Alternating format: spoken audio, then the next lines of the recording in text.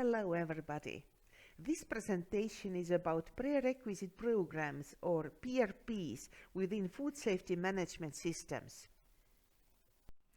My name is Katrin Laikoja and I work at the Estonian University of Life Sciences as a lecturer of food safety management systems. I have been working in this field for more than 20 years and I teach students of food technology, aquaculture and veterinary medicine in food legislation, food hygiene and design, implementation and maintenance of self-control systems. As food business operators, we are responsible for production of safe food.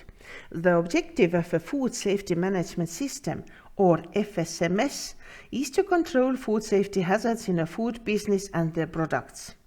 FSMS consists of prerequisite programs, or PRPs, and the procedures based on the hazard analysis critical control points, or HACCP principles.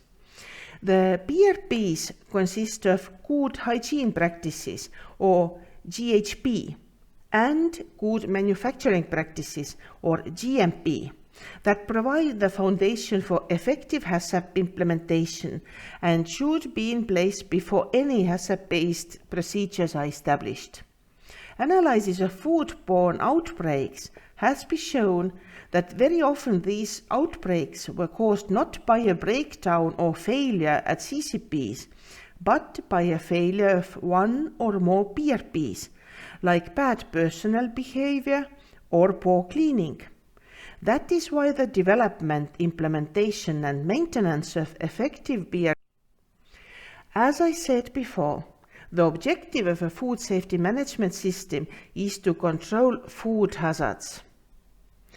Food safety management team has to identify all potential food safety hazards due to raw materials, personnel, working technology or methodology, equipment, and production environment. Then, the team has to decide if the specific microbiological, chemical, or physical hazards can be controlled either by PRPs or prerequisite programs, operational PRPs, it means OPRPs, or by CCPs, critical control points. More information about OPRPs and CCPs can be found from the Commission notice from the year 2016, and it's referred on the last slide. PRPs are not specific for a given hazard, but apply generally across the whole process.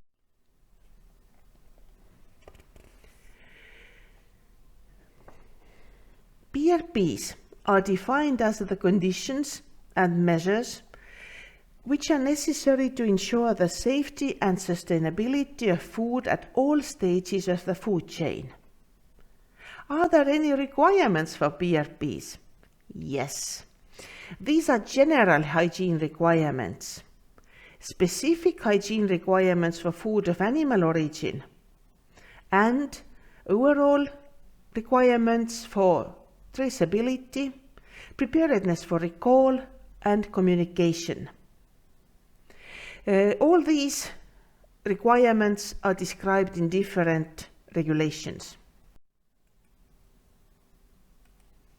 PRPs in their details are company-specific, but most typical PRPs occur in several enterprises and may be divided into 13 categories. 12 described in Commission notice from the year 2016 and one additional PRP for product information and customer awareness proposed by European Food Safety Authority's opinion from year 2017. This list here and on the next slide is just an example and is not exhaustive.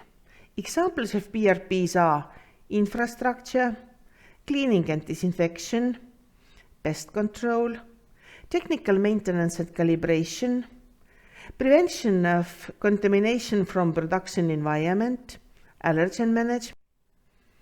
Some more examples of PRPs are water and air control, everything connected to human resources, it means personnel, raw materials and purchasing, temperature control of storage environment, working methodology, and product information, labeling, and consumer awareness.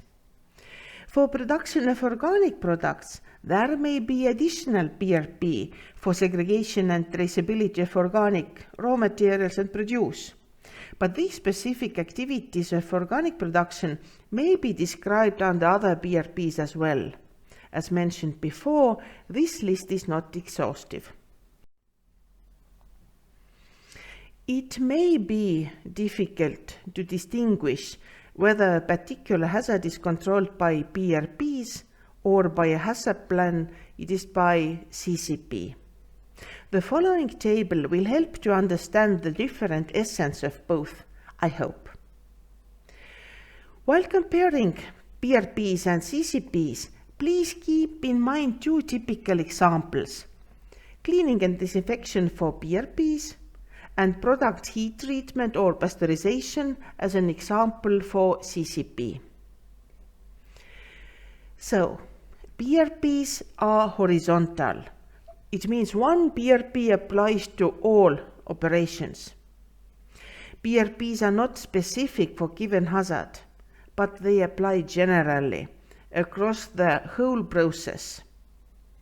Effective cleaning of facilities or equipment is important in every operation of organic food production. It doesn't matter where we are cleaning.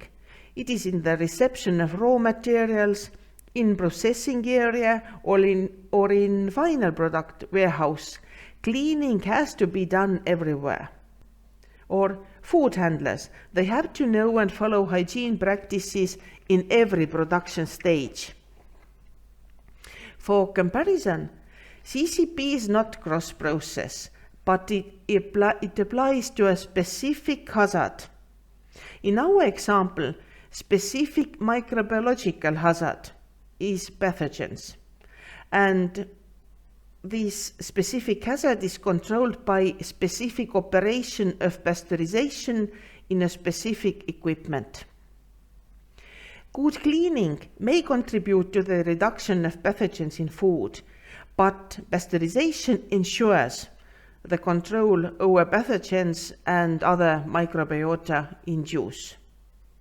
If something goes wrong in PRP, cleaning was not done properly, it doesn't mean that the product is unsafe.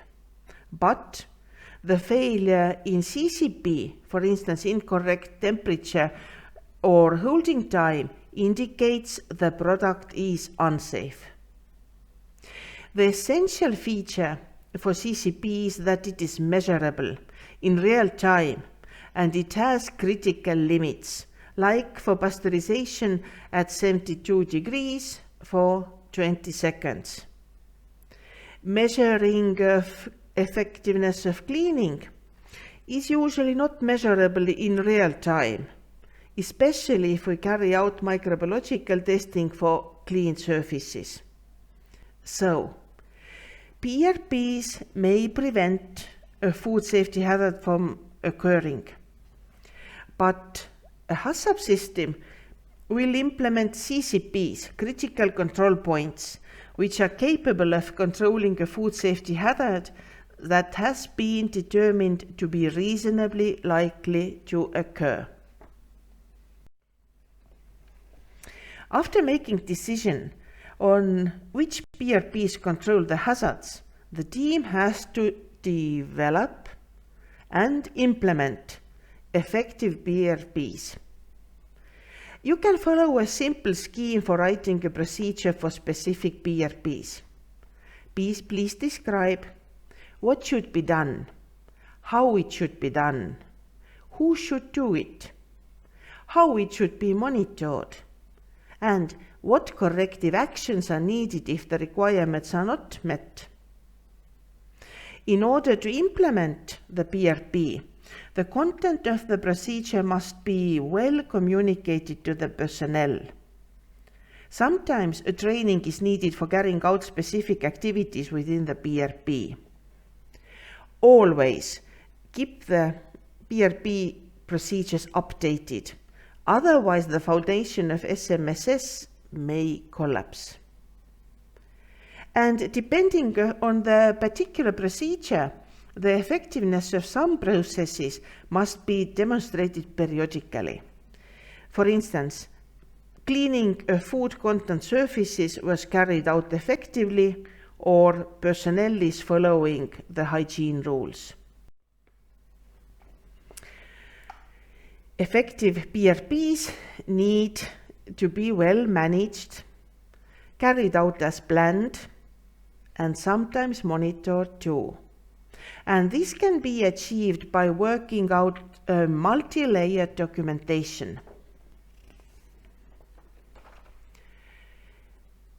General procedures describe how the PRP is managed and what are the expectations to this particular PRP. For some PRPs, detailed work instructions are needed. These are step-by-step procedures on how each task is accomplished, how monitoring is ensured, and what corrective actions must be taken. As the PRPs are our company's effort for ensuring safe food, we have to be ready to verify our activities for prevention or reduction of hazards to safe levels. So we need to prepare document forms to be used in the monitoring process. And after filling in the blanks in these documents with relevant data, we have records which prove our actions. Let me briefly summarize about PRPs. PRPs are conditions and measures necessary to ensure food safety. PRPs have to be documented, updated whenever there are changes associated with these, and reassessed at least annually. PRPs have to reflect our current production environment and practices within our company. If the PRPs are not functioning effectively, the introduction of HACCP system will be complicated, resulting in a burdensome and over-documented system.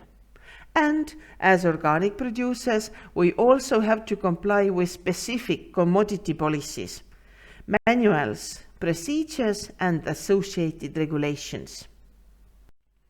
Some references and further reading. Thank you for your attention, and please also check other study materials available on the Safe4Food project webpage, safe4food.eu. Thank you.